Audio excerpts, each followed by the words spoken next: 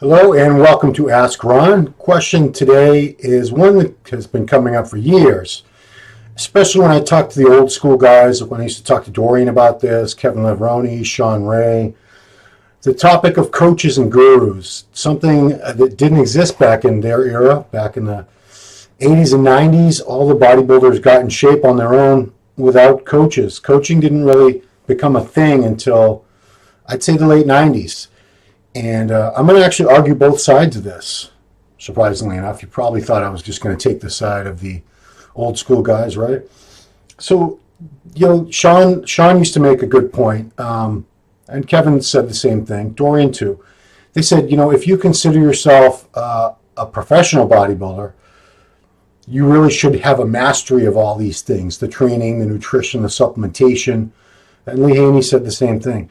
You should have a mastery to the level where you don't need anyone else to tell you how to train, how to eat, which supplements to take, how to get in shape for a contest. You should have that figured out because you're a professional. This is what you do for a living. And you can even take that all the way down the line, apply it to, amateurs. If you want to be a champion, if you want to win contests, you should really master all those things for yourself, and you shouldn't rely on someone else to tell you what to do. The argument is that's lazy. You're being lazy. You're abdicating responsibility and putting it in the hands of someone else. So I'm now going to take the new school argument on this because although I've never had a coach, I prepped myself many times. I competed over 24 times. I did 25 or more contests from 1989 to 2013. Never had a coach. So, why would somebody need a coach? Well, for the first thing, when you first get into this competition thing, and I'm using the word bodybuilder to encompass all the divisions, so this will apply to everybody. Most people who get into it have no idea where to start, where to begin, what do I do, how do I diet, what show should I do, so many questions. And unless they have good friends that are experienced, they're really on their own. I know now there's the internet, and you can find a lot of resources and opinions and videos and all kinds of things, discussions about it. But, back when I was starting out, there was nothing. And, I didn't know where to begin. I had to figure it all out on my own. And I made a lot of mistakes. And, that original argument about mastering, you would have to master all these things through trial and error, which is what I did. And it took me many, many years. So right there, maybe I could have saved a lot of time and gone a little further, done a little better as a competitive bodybuilder than I did if I'd had some really good guidance. I would say for the first half, roughly, almost about the first half of my competitive career, I really had a problem with getting in condition. Not so much, originally it was that I didn't get in shape, and then it was that I would lose muscle because I would crash diet. I would get so heavy in the off season. So this is when I was a drug-free competitor. I would get to, and I did it later too when I wasn't drug-free, but I would bulk up to 230, 240, and then I would diet down in a matter of, for the natural shows, I used to think 8 or 10 weeks was enough time, and then later I would do 12 weeks, but it was never enough time. I would get in pretty decent shape, but I would lose a lot of muscle, and I didn't have a lot of muscle to begin with, so you can just imagine the disastrous consequences. If I'd had a good coach, any coach really, that knew a damn thing about it, they would have looked at me and said, you want to do a show on March 15th? That's 10 weeks away. No, you're way too fat. You got way too much body fat. You need to start slimming down now, stay in better condition, and we'll find a show that's going to be, time-wise, it'll work for you so that you can get into really lean condition without having to do extreme amounts of cardio, crash dieting, going real low on carbs, real low on calories. You shouldn't have to do those things if you stay in reasonable condition. And that's something that took me many, many years to really figure out and accept. And I was in denial of it. But if I'd had a coach could have slapped me and said, hey, what are you doing? You're turning into a fat boy again. We talked about this. You got to stay in decent condition so we have a good starting point for any diet that you want to embark on. And you're not going to have to diet 25 weeks for a show if you decide to do a show. And, if we're talking about coaching, why is it a bad thing for an athlete to have a coach? New England Patriots certainly have a lot of coaches working with the team. Nobody says Tom Brady, why does he need coaches? Why does he need Bill Belichick? Why does he need other coaches to tell him what to do? He should know what to do. He's this great star player. Boston Red Sox just won the World Series. Baseball has a bench coach, pitching coaches, bullpen coaches, hitting coaches, base coaches, UFC players, UFC fighters.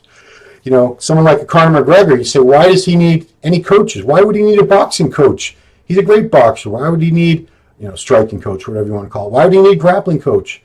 These fighters should know what they're doing. They shouldn't need coaches to help them train and prepare for but that's ridiculous. Nobody says that because it's accepted that elite athletes can be even better with a coach working with them on a daily basis, catching little things that they might be doing wrong or things that they could be doing better, just improving their game, their playing, their fighting, whatever the case may be.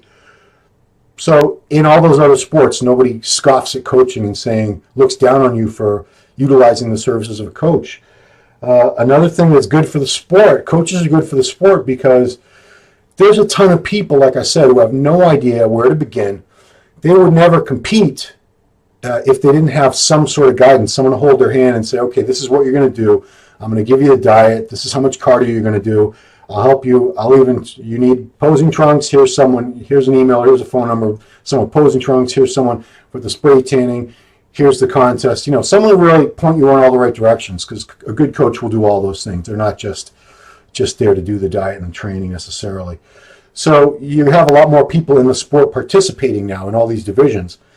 And a lot of them would not be involved if it weren't for a coach to guide them along. So more participation, it's more money for the promoters. It also means promoters can keep putting these contests on. So we have more contests to go to watch, and we have a steady stream of athletes. Whereas otherwise, the sport could very easily start dwindling down. And there was a time when shows were being canceled and promoters were quitting and weren't promoting shows anymore. That time is over. Now it's a booming business, mostly because of the other divisions. Coaches save you time. And I'm going to say the last thing is because the chemical side of the sport is so complicated now, yes, you could study and do all the research. Sure, you could. Probably should do a lot of if you're going to put these things in your body, you should do a certain amount of research and know what they're all about. But if you're competing in non-tested shows and you're going to be using a lot of these different agents, it would be wise to have someone on your side to guide you who's experienced in these matters, that has worked with a lot of other athletes, knows the effects of these things, knows the proper dosages, when to take them, can even tell you which brands are reliable, because there are a lot of shysters out there selling underdosed and fake drugs. So, a decent coach will have his ear to the ground and he'll have a good sense of what's good, what's not good, what you should stay away from. I say that for last because that's really minor. It shouldn't be the main reason to hire a coach. So, in the end, I'm going to say that, you could master all these things yourself, take pride in it, because then, I did it all myself. If you look great and you win, you don't have to give credit to anybody. You say, I did this. You can feel proud and say, I got myself ready. I did all my own diet. I figured out my own training. I was able to look at myself objectively and know that I was ahead or behind and make adjustments as necessary. That's great, but you could also enlist the services of someone else to do that for you. And a lot of times it's very, very difficult for an athlete, a bodybuilder, a competitor to be objective, to look in the mirror and see what's really there. A lot of times you're seeing yourself as skinnier than you are, fatter than you are, looking better than you are, worse than you are. Your mind plays all kinds of tricks on you when you prepare for a show, particularly in the last stage, let's say the last 4 to 6 weeks. In the last 2 to 3 weeks, it's really crazy. Your mind is going in 1,000 different directions.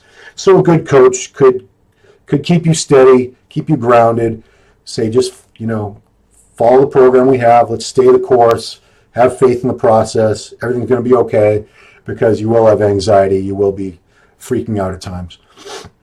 So are coaches necessary? Not exactly necessary, but they can definitely be a very good thing for a lot of people.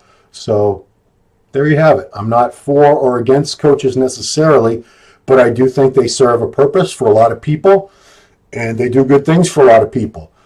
And if you want to do it on your own, you can do that too. And like I said, have an extra level of pride knowing that you did it all on your own. But there's no shame in having a coach. That's it. Thanks for your questions. Thanks for watching. Talk to you later.